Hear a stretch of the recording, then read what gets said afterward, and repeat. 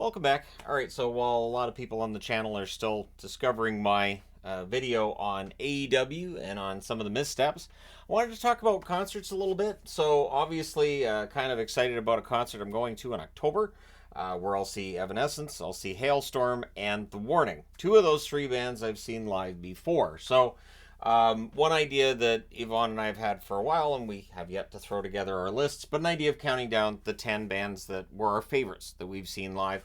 I just wanted to go into some of the ones I've seen live that I've been most impressed with. This isn't in any particular order, just in the order they kind of like popped into my mind. And then I went through this channel actually to find reviews I'd done for concerts because before I met my wife, I really didn't go to concerts. I had been to two Rammstein concerts and that's it. Actually, that reminds me, there is one band who belongs on this board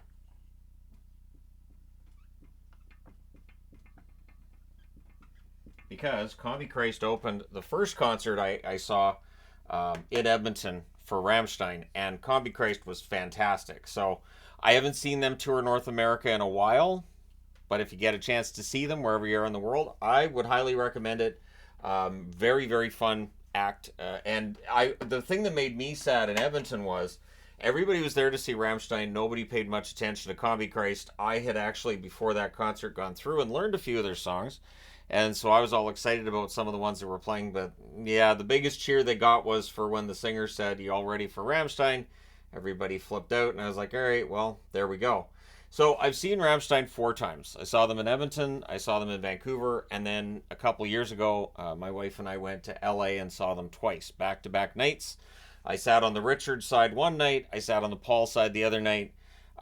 It is one of those interesting things with Rammstein. They always stand in the exact same spot on the stage, and it's been that way for decades. I've seen Slipknot twice. I did see Slipknot in, I want to say 2015 was the first time I saw them, and then I took my wife to see them the second time. Slipknot concerts traditionally kind of long affairs. I think both concerts ended up being about 4 hours. And to be honest, I don't know if Slipknot came back to Vancouver if I'd be, all anxious and gung ho to go again because it does take a while. It feels like, man, this is going to keep going, isn't it? But anyways, I've got Slipknot on the board. As it was still a fun concert. I'm glad I saw them live. Their pyrotechnics are great. Obviously, Rammstein's pyrotechnics, I think, are the best pyrotechnics of any band, period. But yeah, Slipknot's right up there. And then there's Hailstorm. I haven't seen Hailstorm as a headliner. They've been a support act in both concerts I've gone to, but Lzzy Hale's voice is absolutely ridiculous. She's the best vocalist I think I've seen live. Now, where this is going to get interesting is in October when it's Hailstorm and then it's Evanescence. So I'm going to get to hear Amy Lee's voice live and probably going to have to pinch myself, about is this really happening? Am I really here? Is this a real thing? Because I've been a fan of Amy Lee and Evanescence for so very, very, very long. But yeah, they're not on the board yet because I haven't seen them live yet. But yeah, Hailstorm, it's going to be my third time seeing Lzzy Hale and the gang live. And I'm super stoked about it. The last time I saw them, they were opening for Volbeat. I don't have Volbeat on my board as one of the better artists I've seen live, but I'm pretty sure that Yvonne would have them there. Yvonne's a huge Volbeat fan, more so than I am, so I like their music. I'm not saying I don't. I'm just saying for this board, they just didn't qualify at this point in time. The Dead Deads I've seen twice, both times as support acts. The last time I saw them, they were opening for Seether in Seattle. So I've seen Seether as well. Don't have them on the board either. Seether was good. Seether was good. There were a few really good songs in there. And it seemed like everybody had a good time. But I was there to see the Dead Deads. We were there for the Dead Deads. We had the X's under our eyes the whole bit. We were there for them, and it's a shame the Dead Deads don't tour around here now. But one thing with them, they're completely independent. So yeah, they make their own money. They don't have to worry about paying a record company for a bunch of stuff. At least the last time I was talking to the band, because we were in Seattle after their set, they were out at their merch table, and so we stood around and talked to them for a while. They really have their head on their shoulders. They're a very smart group, and yeah, so all the best to them. It's just a shame they don't come up here more often, because I would absolutely pay to go and watch them again. Their music's fun. So is the Pack AD. The Pack AD is a local band. local meaning around the Vancouver area. They seem to be a bigger hit in Europe, though, than they are here. There is a video on this channel of a recording I made when we went to their concert in Bellingham for the song Dollhouse, which is just so good. It's such a good song. We even have some Pack AD CDs as well, because we actually like to have physical media of the music we like, just in case you're outside of the range of Wi-Fi or whatever. And we're not going to be like in that Rogers commercial where you're just fighting and I don't know how this works. Yeah, just get a CD, you moron. Anyways, so yeah, Pack AD, highly recommend. They're a lot of fun. The best moment with Pack AD was in Bellingham when they were going to do an encore. And so the drummer's like, okay, we're going to do an encore, but we don't really have anywhere to go. So we're going to pretend that we're not on stage and we need you guys to chant for us and to bring us back out. So they were looking around and they were pawing through everything and pretending they weren't paying attention while the crowd's chanting for them to come back. It was really funny. Yeah, you probably did have to be there, but it was still really funny. If I'd known they were going to do it, I absolutely would have recorded that too. It is one of the few concerts where I was like, I need to record part of this because I felt like this song is so good that even if 10 people discover this song through my channel, it's totally worth it. Ghost, please come back to Vancouver. Ghost, I absolutely just... the Ghost concert was so darn good. And if they come back, we intend to take our kids too. There were kids at this concert, and yeah, he sings about all things dark and evil, but it's in a campy fashion, and it's a great, fun night. Really, really enjoyed them, which does remind me too. Right. Another band that needs to be on the board. Think of this as like a dry run. In this moment has to be on the board. In this moment has to be on the board. She's talking about the dark and all that. I'm like, you know what? In this moment kind of had some darkness there too, but man, were they fun. But we'll get to them. But Ghost is great. If you have a chance to see them live, I honestly, I can't recommend them enough. What an amazing night. And I know the kids would absolutely love to see them. The Warning. So again, I'll be seeing The Warning in October. I did talk up these young ladies. The last video that I did talking on this topic, I will talk them up again. They are ridiculously talented. They are also very, very young.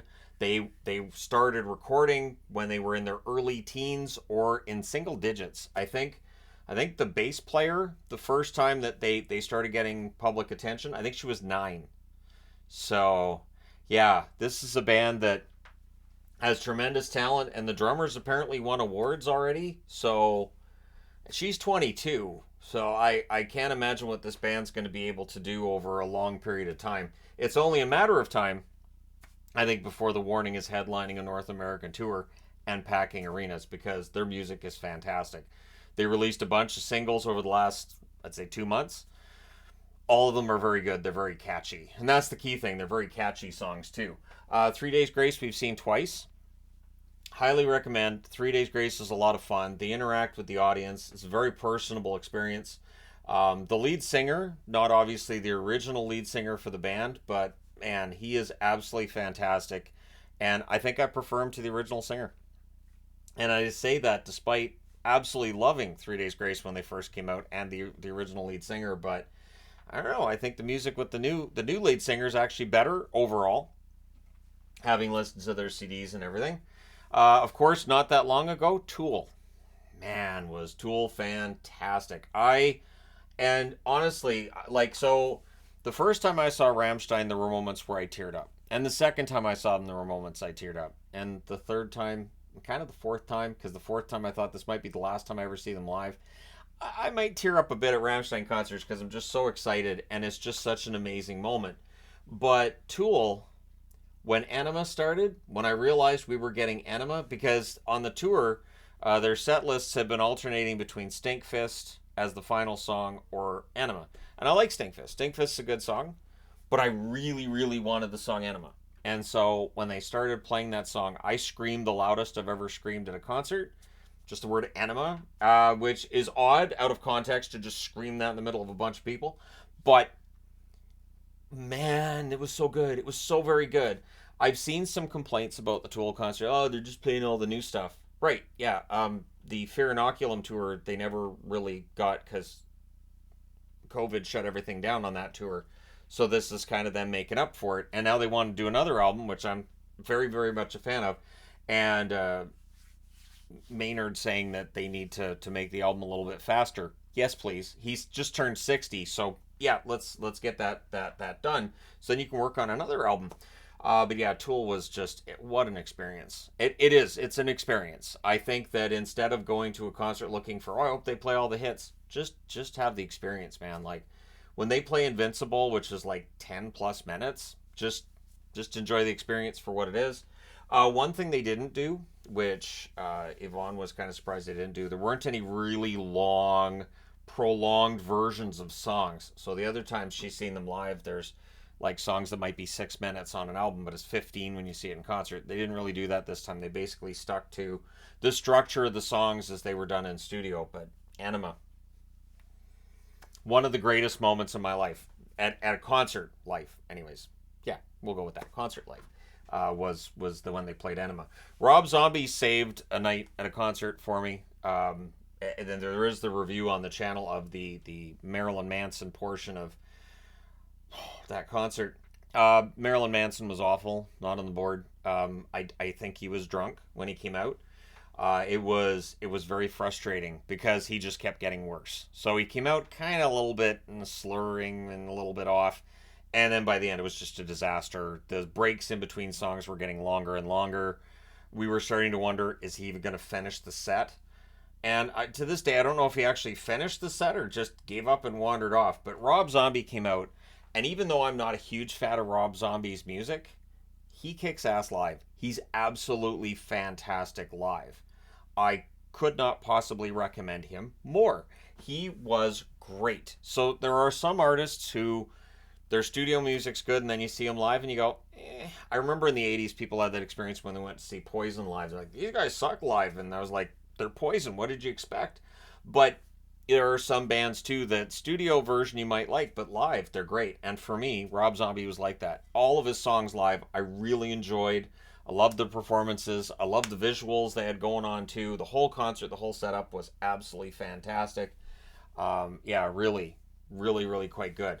Weird Al Yankovic. And I know like Weird Al is a parody songwriter and everything, but his concerts, what a fun experience. What a nice, fun evening to have watching Weird Al live. And after all these years of enjoying his music via CD, via radio, via videos as well. So again, if you're a fan of Weird Al, I would highly recommend Weird Al. I think he was very, very much worth the price of the ticket, which, as I remember, wasn't that high. The Tool tickets can get pricey. Rammstein tickets can get pricey.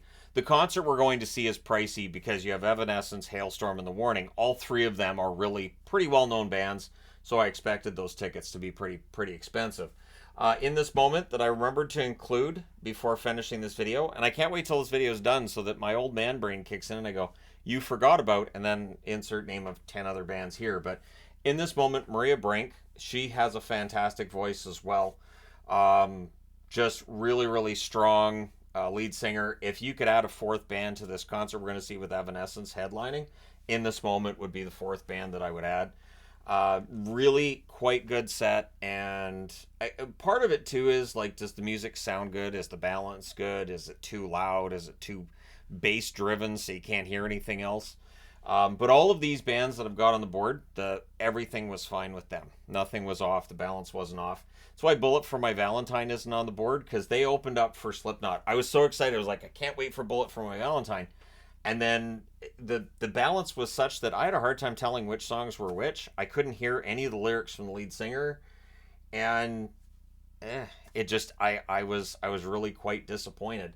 So I really haven't listened to Bullet for My Valentine since then. The other one too that I would put in that category would be like Breaking Benjamin. Really enjoyed them, saw them live, and it was really hard to tell which songs were which. And again, because the balance just didn't necessarily work for me. It might work fine for other people, but for me it just didn't. And it can take you out of that experience. So I wanted to go over the positive experiences the bands have really enjoyed live. And of course, this fall we're going to see another concert. Between now and then, I don't think there's another concert coming up, but we'll keep our eyes open for anything going on in Las Vegas during our time down there. And of course, keep in mind that when we do travel down to Las Vegas, any shows that we see, we do reviews for on the channel here. Because every now and then I'll get an email from somebody like, hey, we're going to Vegas. What do you think we should do? Just through this channel, there's all kinds of videos about shows we've seen in Vegas. All various kinds of shows. All the Cirque shows, the various review shows, even the spicy shows we review on here. So anyways, there you go. I just wanted to do this today. I thought it might be kind of fun. Let me know which bands you've seen live that you've been excited to see live. Which ones you've really liked, and which ones have been kind of disappointing. So to me, Marilyn Manson was disappointing. The Cult was disappointing.